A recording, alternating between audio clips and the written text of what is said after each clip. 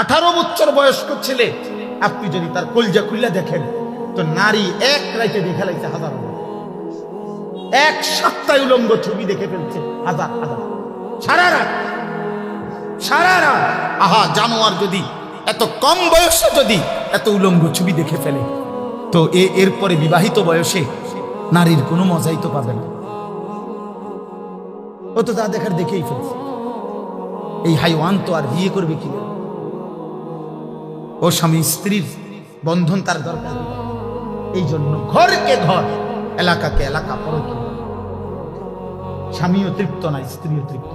বেডিরও হিসাব হইল না, আমার হিসাবে আমি আরো ভালো বেড়াই চাইলাম।